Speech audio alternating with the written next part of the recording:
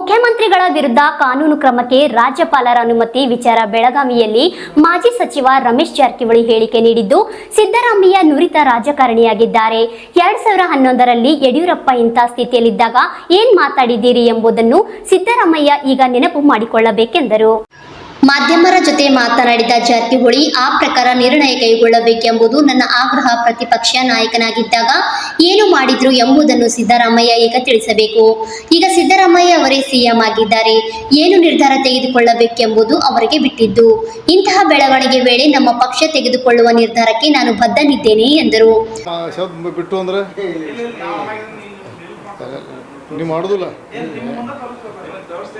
ಏನು ಬೇರೆ ಸಬ್ಜೆಕ್ಟ್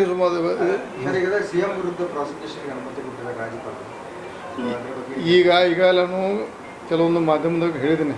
ಅದೇ ಶಬ್ದವನ್ನು ಕಂಟಿನ್ಯೂ ಮಾಡಿ, ಸನ್ಮಾನ್ಯ ಸಿದ್ದರಾಮಯ್ಯ ಅವರು ಭಾಳ ದೊಡ್ಡ ನುರಿತ ರಾಜಕಾರಣಿ, ನುರಿತ ಚೀಫ್ ಮಿನಿಸ್ಟರು. ಅವರು ನೈತಿಕ ವಿಚಾರ ನಾವು ಸ್ವಂತ ಇಷ್ಟಪಡಬೇಕು. 2011ನೇ ಯಡಿಯೂರಪ್ಪ ಅವರು ನಡೆದಾಗ ಅವ್ರು ಏನು ಮಾತಾಡೋ ಶಬ್ದ ನೆನಪು ಮಾಡ್ಕೋಬೇಕು, ಅವ್ರು ನಿರ್ಣಯ ತಗೋಬೇಕಂತ ನನ್ನ ಮನವಿ ಇದೆ. ಯಾಕೆ ಅವ್ರಿಗೆ ನೋಡಿ, ಅವ್ರು ತಿಳ್ಕೊಬೇಕು. ಅವರು ವಿರೋಧ ಪಕ್ಷದಾಗ ಏನು ಮಾಡಿದ್ದಾರೆ, ಈಗ ಮುಖ್ಯಮಂತ್ರಿ ಏನು ಮಾತಾಡೋ ಅವ್ರ ಮೇಲೆ ಬಿಟ್ಟು ಬಿಡ್ತೀವಿ. ಅದಕ್ಕೆ ನಾವು ನಮ್ಮ ಪಕ್ಷ ಏನು ನಿರ್ಣಯ ತಗೋದ್ರೆ ಅದಕ್ಕೆ ಪ್ರತಿಯೊಂದು ಶಬ್ದಕ್ಕೆ ನಾವು ಬಂದಿದ್ದೇನೆ. ಇಷ್ಟು ಈಗಾಗಲೇ ಅದು ಸೇಮ್ ನಿಮಗೆ ರಿಪೀಟ್ ಮಾಡಿದ್ದೇನೆ. ಕಾಂಗ್ರೆಸ್ ಅವರೇ ಸಿದ್ದರಾಮಯ್ಯಗೆ ಮುಳುವಾದ್ರ ಎಂಬ ಪ್ರಶ್ನೆಯು ಪ್ರತಿಕ್ರಿಯೆ ನೀಡಿದ ಅವರು, ಅಕಸ್ಮಾತ್ ಸಿಡಿ ಶಿವನಾಥ್ ಅವರು ಸಿಎಂ ಆದ್ರೆ ರಾಜ್ಯ ಅಧೋಗತಿ ಹೋಗುತ್ತೆ. ಬಹಳ ಮಹತ್ವರು ಕಟ್ಟಿದ ರಾಜ್ಯ ನಮ್ಮದು. ಸಿದ್ದರಾಮಯ್ಯ ರಾಜೀನಾಮೆ ಬಳಿಕ ರಾಜಕೀಯ ಪಕ್ಷಗಳು, ಜನರು ಬಹಳ ವಿಚಾರ ಮಾಡಬೇಕಾಗಿದೆ ಎಂದರು. ಬಹಳ ಮಹಾನುಭಾವರು ಕಟ್ಟಿದಂಥ ನಮ್ಮ ಕರ್ನಾಟಕ ರಾಜ್ಯ ಏನಾರ ಮುಖ್ಯಮಂತ್ರಿ ರಾಜೀನಾಮೆ ಕೊಟ್ಟ ನಂತರ ಮುಂದಿನ ಹಂತ ಭಾಳ ಕರ್ನಾಟಕ ರಾಜ್ಯದಲ್ಲಿ ಜನರು ಎಲ್ಲ ಪ್ರಮುಖ ರಾಜಕೀಯ ಪಕ್ಷ ಭಾಳ ವಿಚಾರ ಮಾಡುವಂಥ ಸನ್ನಿವೇಶ ಇದೆ. ಅದು ದೊಡ್ಡ ಅನಾಹುತ.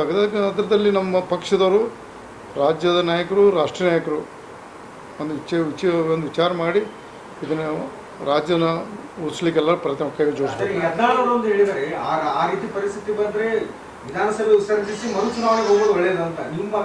ನಾನು ಸಿದ್ದರಾಮಯ್ಯ ಮೊದಲೇ ಹೇಳಿದ್ದೀನಿ, ಸಿದ್ದರಾಮಯ್ಯವರು 13ರಿಂದ 18 ಸಿದ್ದರಾಮಯ್ಯ ಉಳಿದಿಲ್ಲ.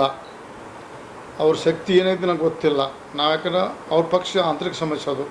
ನಾನು ಭಾರತೀಯ ಜನತಾ ಪಕ್ಷ ಸದಸ್ಯರಾದ ನಂತರ ಕಾಂಗ್ರೆಸ್ ಪಕ್ಷದ ಒಳಗೆ ನಡೆದು ನನಗೆ ಗೊತ್ತಿಲ್ಲ. ಆದರೆ ಒಂದು ಇವತ್ತು ರಾಜ್ಯದ ಮುಖ್ಯಮಂತ್ರಿ ಮನವಿ ಮಾಡ್ತೀನಿ, ಇದು ಪೂರ ಮುಗಿಸ್ಬೇಕಾರೆ ವಿಸರ್ಜನೆ ಮಾಡಿ ಹೊಸ ಎಲೆಕ್ಷನ್ ಮಾಡೋದು ಒಳ್ಳೆಯದು. ರಾಜ್ಯ ವಿಧಾನ ವಿಸರ್ಜನೆ ಮಾಡಿ ಹೊಸ ಎಲೆಕ್ಷನ್ ಹೋಗೋದು ಜನರ ಮುಂದೆ ಹೋಗೋದು ಒಳ್ಳೆಯದಂತ ಒಂದು ರಾಜ್ಯದ ಮುಖ್ಯಮಂತ್ರಿ ಮನವಿ ಮಾಡ್ಕೊತೀನಿ. ಅವರು ನೈತಿಕ ಹೊಣೆ ಹೊರಟು ರಾಜೀನಾಮೆ ಕೊಡೋದು ಒಳ್ಳೆಯದು. ಯಾಕಂದ್ರೆ ಒಬ್ಬ ಒಳ್ಳೆಯ ರಾಜಕಾರಣದೇ ಅವ್ರಿಗೆ ಕಪ್ಪು ಚುಕ್ಕಿ ಯಾವಾಗ ಬಂದಿರಲಿಲ್ಲ, ಬಂದಿದೆ.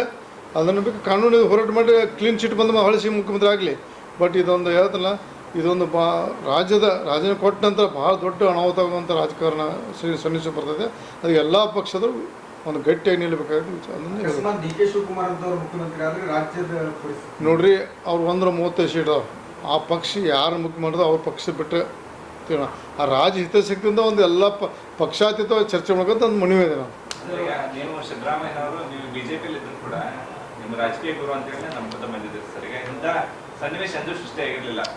ನೋಡ್ರಿ, 13ರಿಂದ 18 ಸಿದ್ದರಾಮಯ್ಯ ಅವರ ವೈಯಕ್ತಿಕ ಎಂದೂ ಅವರು ಕಪ್ಪು ಚಿಕ್ಕಿ ಬಂದಿದೆ. ಆದರೆ 2011ರಲ್ಲಿ ಯಡಿಯೂರಪ್ಪ ಪ್ರಕರಣದಲ್ಲಿ ಸಿದ್ದರಾಮಯ್ಯ ಮಾತಾಡಿದ ಒಂದು ಪ್ರತಿಯೊಂದು ಶಬ್ದ ನೆನಪು ಮಾಡ್ಕೋಬೇಕು. Shashidhar Kokatnur, RJ32 news, Chikkodi.